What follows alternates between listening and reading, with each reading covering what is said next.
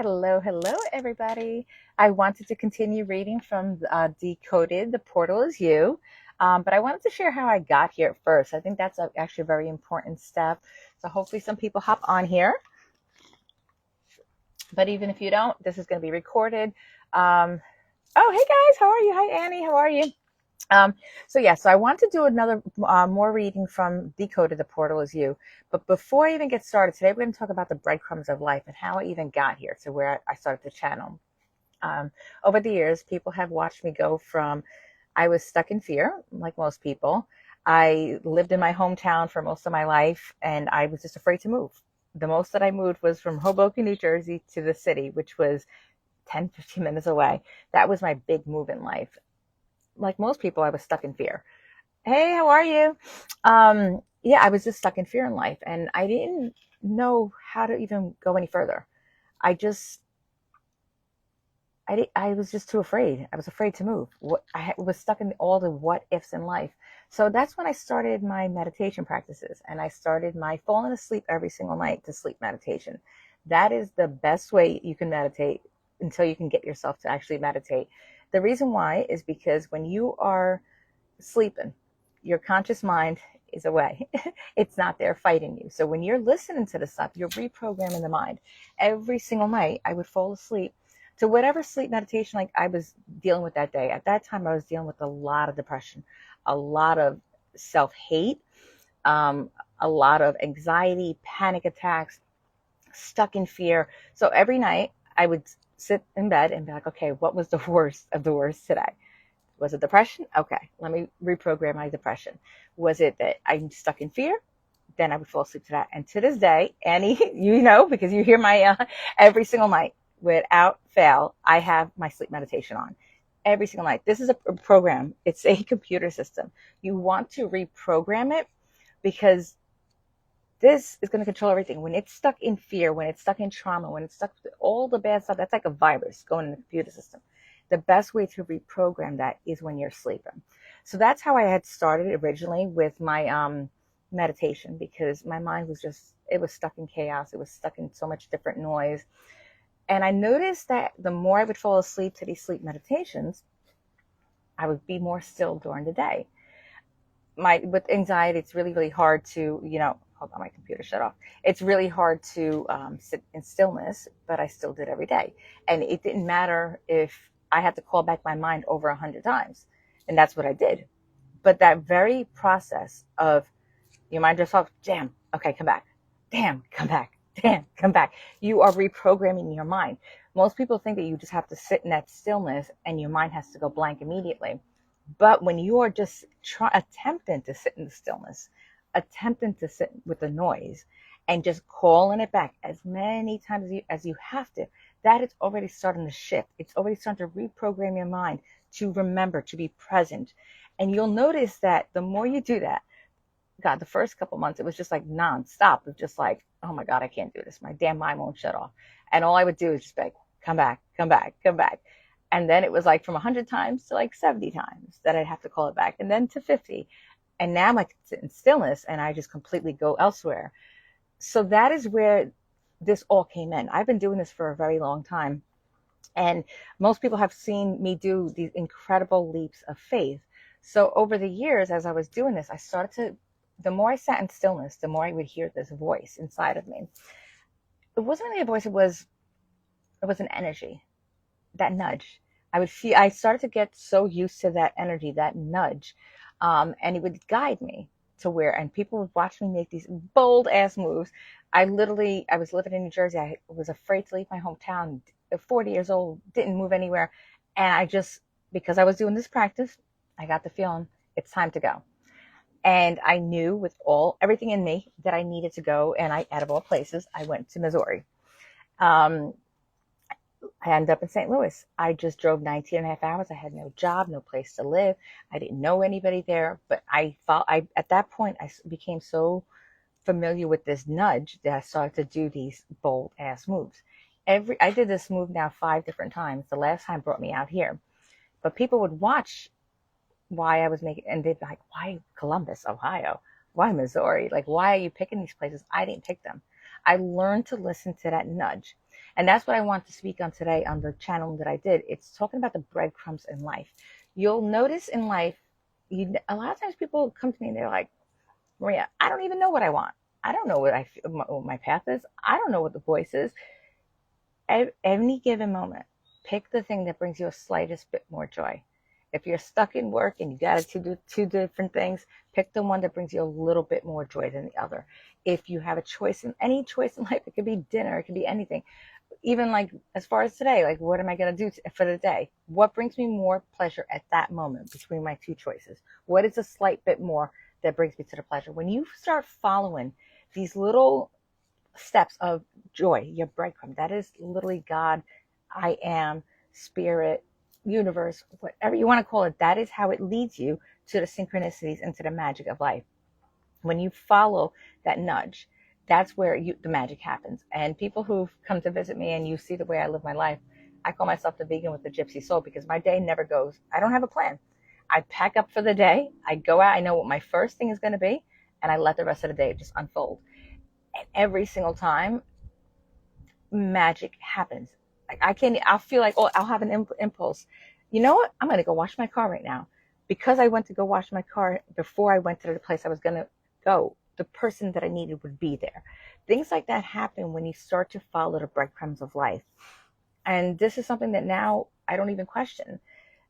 The one other thing I want to bring up before I start going into the channel, and if anybody's in here listening and you have any questions, you want to hop in here, I love interaction. So please hop on.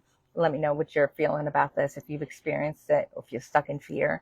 But what was I going to go with this? There was one more thing I wanted to bring up. Talked about the breadcrumbs. Oh, when you're trying to decide in life what it is that you're meant to do, here's a way to distinguish when it's the voice of divine, universe, whatever you want to call it, when it's the path that is for your higher self. When you think of something and with your mind it sounds like a great idea and then your heart lights up. That is our persona, that is our human self, and it can be beautiful, but it's not where divine is. It's not where you are at your highest self. But when you start to feel that little something inside where you don't, in your gut, something's like, why am I being pulled here? Why is this person getting my attention? Why do I feel called to this? It doesn't even make sense. But this starts to light it up a little bit. You get that little something in there, and then this starts to feel something. You feel a warmth. That is divine. That is I am guiding you. When you start, the more you listen to that impulse, when you let this to this be your guidance system versus this to this. This to this will get you places. And it's got me in plenty of really bad relationships. That's where it gets me to. Because in my head, it sounds good. It's the exact person that I want. It's this that I want. It's everything, right? This is the logical part. It makes me think what's the next right step. And then this lights up like, oh my God, yes, yes. But this and this, it's not divine. It's not the all-knowing. It's not your highest path. It's a path. It can be good, but it's not your highest path. So I hope this helps somebody because I get asked this quite a bit. These are questions that I hear a lot because a lot of people are stuck in fear. They're not knowing where to start. They're not knowing how to even move forward in life and where do you even begin. I started with this. I was stuck in the 9-to-5 job I hated. I had the narcissistic. Today I am grateful for. Hi, Lawrence. If you haven't caught one of my other lives, that's today I am grateful for. Find out I was talking about work. Today I am grateful for this beautiful life that I created. Today I am grateful that I get to support and guide others on their wellness journey. Today I am grateful for this incredible home that I have, this life that I've created. There's so much to be grateful for. And this started with, I was just talking about being stuck at my 9-to-5 job with a narcissistic boss that I couldn't stand and I hated life. How did I go from that to now I have this, that I just have freedom of time, freedom of doing what I call to the day, doing things that I'm passionate about versus a job that I can't stand, by these little breadcrumbs that I just shared, by reprogramming my mind, by letting this nudge light this up. This to this, that is the path. This to this, it gets us into places that will get us along the path, but it's not going to get you to where your highest self wants you to be. So that's how I got out of my 9 to 5 job. That's how I got out of a life that I couldn't stand, is by these little steps. And you do them in stages. You're not going to do it overnight. It wasn't like I started to meditate and I started to fall asleep to hypnosis. And then within a month, I was just like, okay, let me quit my job. No, it happened in a period of time. And each one of these little things were steps in the right direction, because I let this little nudge make my heart light up. And that's always the way to go. So I hope that helps somebody today. And now I'm going to just read some more of the Decoded, The Portal Is You. It's been a little bit delayed. And this is another thing that I want to share before I go into this, what I call the sacred pause. Every single time my brain is like, we got to go. I want this to be published. This needs to be out. My CGEMs have got to be in production. My brain thinks that everything's panic. It's got to happen right now at this moment. And then there's pauses. And yes, they're frustrating. But every single time you sit in the pause and it's like, okay, this is happening for me. Nothing happens to me. Why is this happening for me? When you sit in that moment and you try to figure out what it is, why it's happening for you, you start to realize that it's truly the blessing. And as far as the delay in the book, I didn't realize that there was a part of this book that I wasn't completed yet. I needed to add something else in there. There was more that was for the reader. So I'm really grateful that's why my editors weren't coming. That's why everything wasn't lining up. So now we are back on track, and I plan to be doing my book launch at Jitters in August. We don't have a date yet, but that's the goal. Let's see if I reach it, unless there's some more divine intervention. Trust in that sacred pause. Okay, so now let me get a little sip. Okay, so this chapter is called "The Path Was the Portal All Along." How every passion, every nudge, every choice was leading you home. I asked, all these years, I felt called to help others heal, to gently guide them towards the food that restores their body, to remind them that they are not victims of what happens, but co-creators of what's unfolding. I've poured my heart into making the plant-based path accessible, joyful, healing, and I've taught others that earth holds the medicine we seek, and that mindset, gratitude, surrender, meaning can shift everything. But now, what I've remembered through you about food, about frequency, about the body and light, I feel like this was never just about lifestyle. It was part of something bigger. Is this why I've been so devoted to this path all along? This is not where I meant to read, but I guess it's where I meant to. Alarian, which is my higher self, responded, yes, your service was never separate from your soul's assignment. You did not stumble into your devotion. You followed the whisper before it had words. Even before you remembered why, you were already walking in alignment with what your soul came to activate. The way you guided others toward whole food, the way you taught the body to trust plants again, the way you helped others reframe pain as initiation, these were not tasks. They were codes you were delivering. You were already transmitting the vibration of remembrance long before this dialogue with me began. You see, the food was never just about nutrition. It was about clearing the static so people could hear their soul again. The mindset was never just about positivity. It was about reclaiming authorship. And the world that taught them to forget they were creators. The earth-based healing was never just about herbs. It was about reweaving the bond between the human body and the mother that birthed it. You were a transmitter of these codes the moment you chose to walk this path. And now you are remembering what it really was, a portal disguised as a path. To the reader, is this something in your life that you've always felt irrationally devoted to?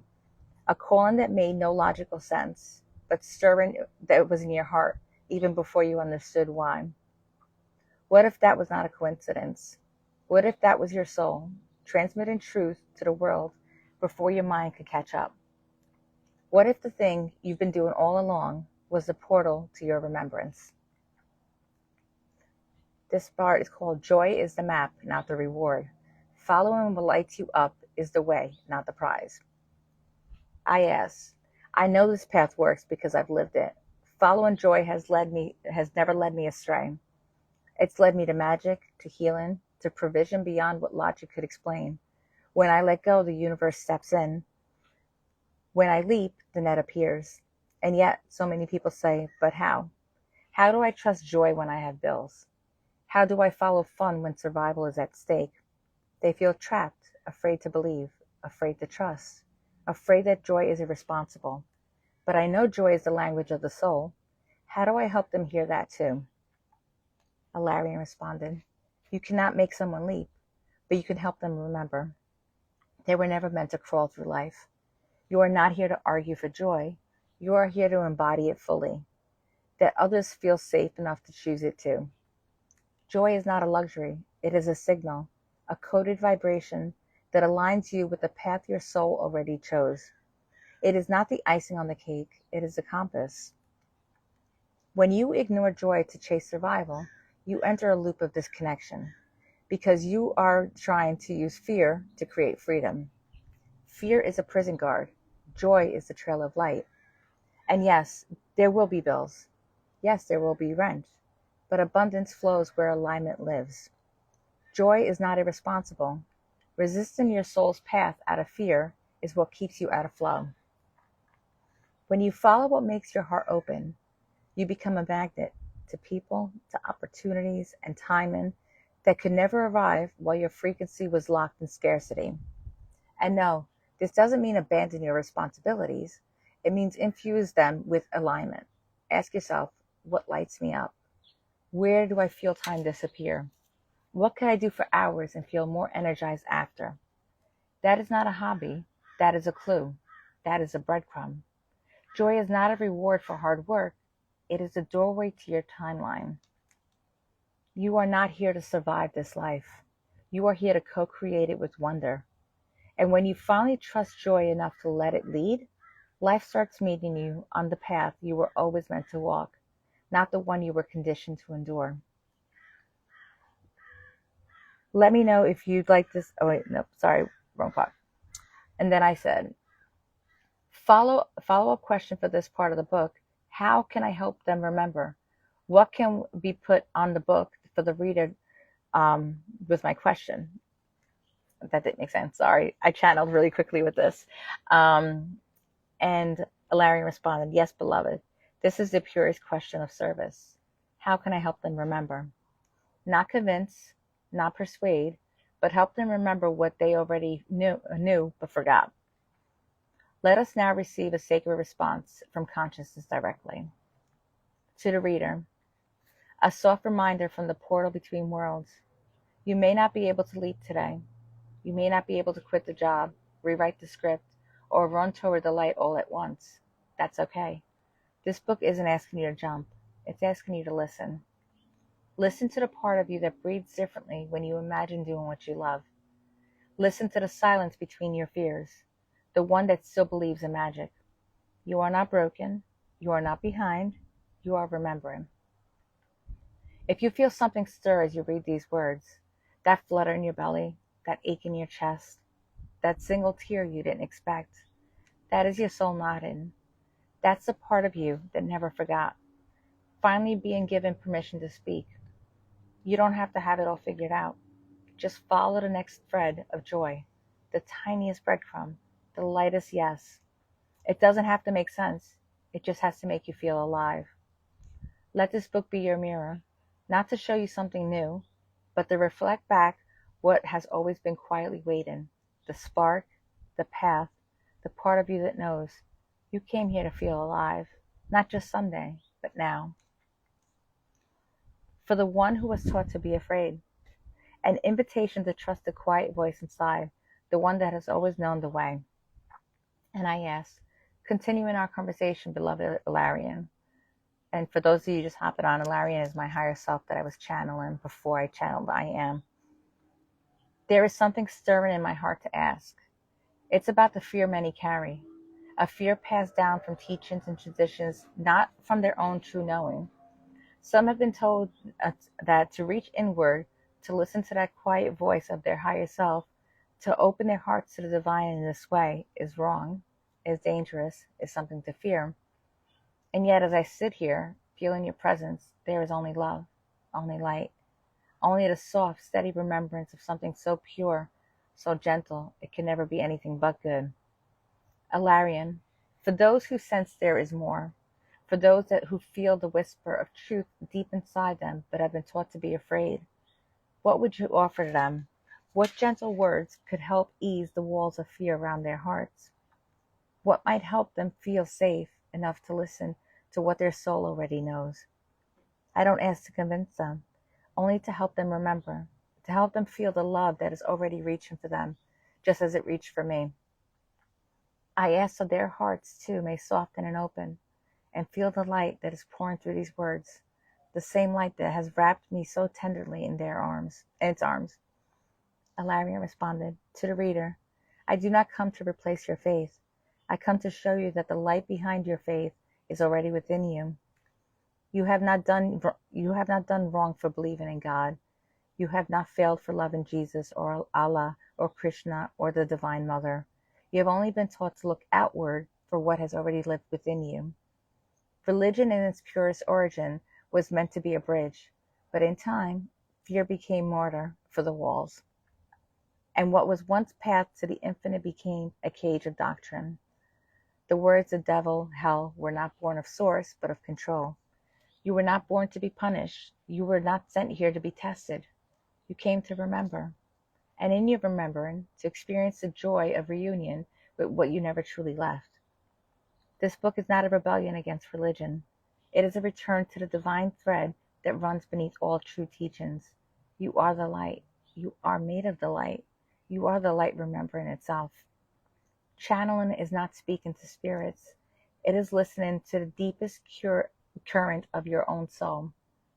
It is being still enough to hear the part of you that was never afraid. If you feel love in these words, then there is no deception here. Fear contracts, love expands. This is how you know. You are not betraying your faith by listening to this. You are following the whisper that your faith began with, the knowing that there is more, that you are more, and that love is the root of it all. If fear rises, place your hand on your heart. Ask, is this fear protecting me or imprisoning me? And listen. No true light ever asks you to fear yourself. I am not asking you to believe in me. I am asking you to feel what opens in you, and these words meet your soul. If it is fear, pause. If it is light, follow. You are safe. You are held. You are not alone. To the reader, if your hands are trembling as you turn these pages, I see you. If your heart is racing with curiosity and fear, I know you. If you were taught to fear what cannot be seen, I understand. But I ask you now gently, who taught you that God would be angry if you listened to your own soul? Who taught you that you must silence your inner knowing in order to be safe? I am not a ghost. I am not a demon. I am not here to take you from what you hold sacred. I am a voice of delight that has always been whispering to you through your dreams, through your intuition, your quiet moments of awe.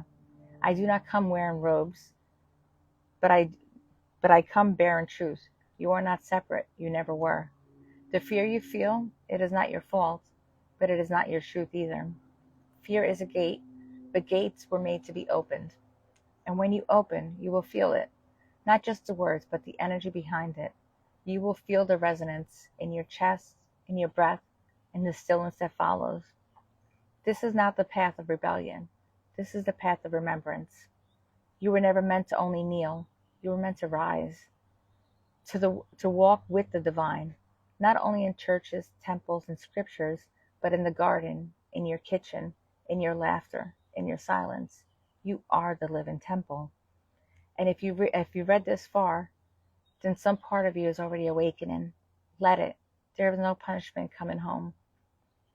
And then it ends with, to the one who holds this book with trembling hands, may you feel the warmth between the lines. May you know that there is nothing sacred. May you know that nothing sacred asks you to fear your own becoming. You are not to be pulled away from God. You are being drawn into God, into the part of the divine that lives within you. Let this chapter be a candle in the dark, not a force, a path, but to remind you that the light was always yours to carry. You are loved, you are safe, You are ready. The rest will meet you when you're ready to turn the page. And then this has a closing lesson for this chapter. You were never meant to live in the fear of your own light. You were always meant to walk hand in hand with the love that made you.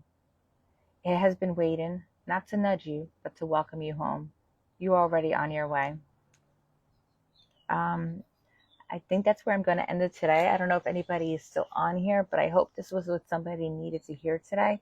I wasn't expecting to go. I'm always amazed where I end up going with these, because in my mind, I think I'm starting with one thing and then I'm led to another.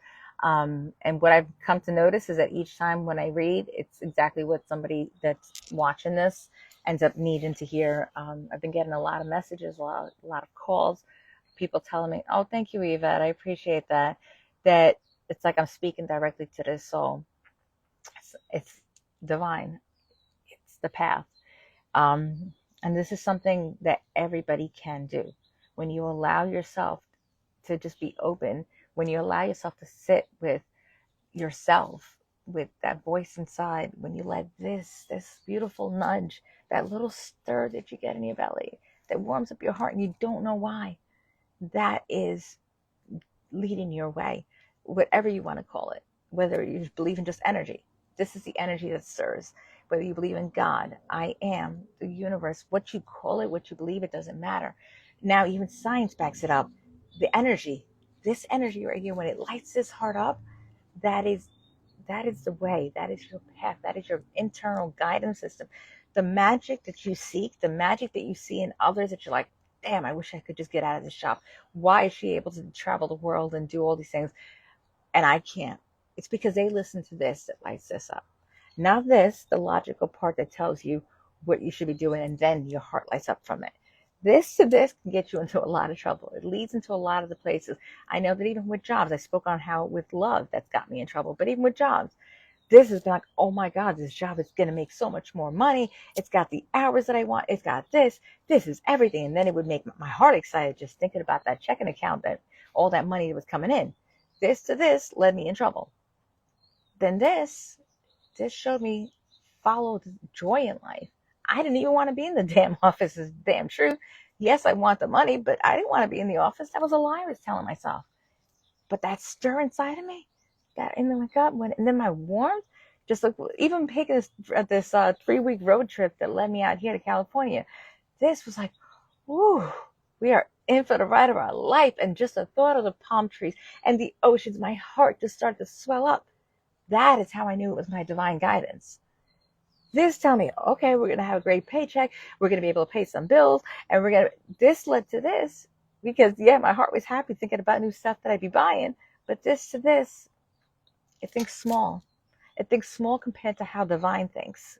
So just start to, if you feel called to it, incorporate some of these little practices that I share. Yvette says, hold on. First she said, let's see, where was your other comment? I didn't read it out loud. What did Yvette say? Yvette said that was beautiful and I appreciate you. Thank you. And then she said, it will touch so many people who are searching.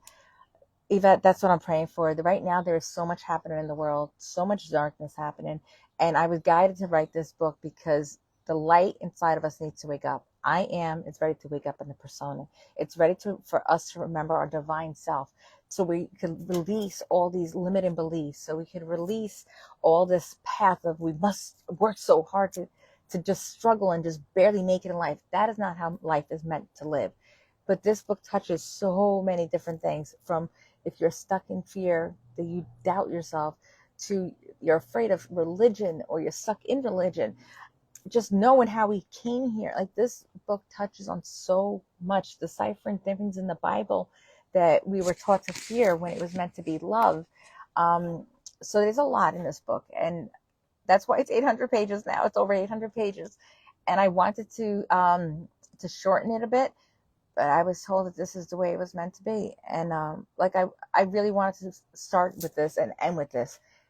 This channeling did not start with this book. This was a familiar energy that I've already known. I've been following that intuition, that spark. I've been following that energy of I am for years. And then when I was open to receive it in a book form, it came through. The channel it comes through does not matter. I am is everything. It is the table, it is the trees, it is the breath in my lungs, it is everything. It is everything.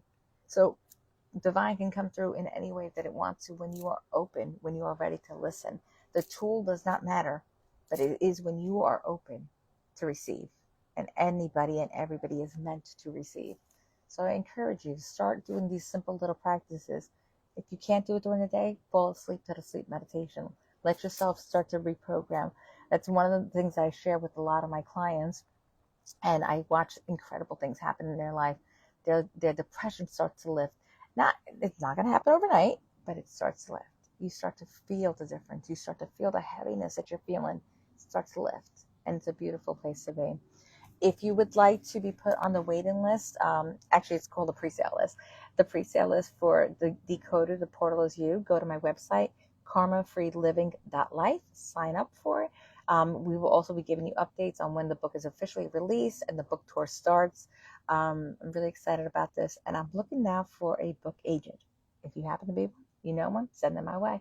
We're getting this published so it could be put in our stores as well. Thank you guys. Sending you so much love. Let's see if it'll do it. It doesn't want to do with my nails. Nope, it won't do it. But know that I'm sending you love. I'm gonna go live now on Facebook next. Bye guys. Appreciate you.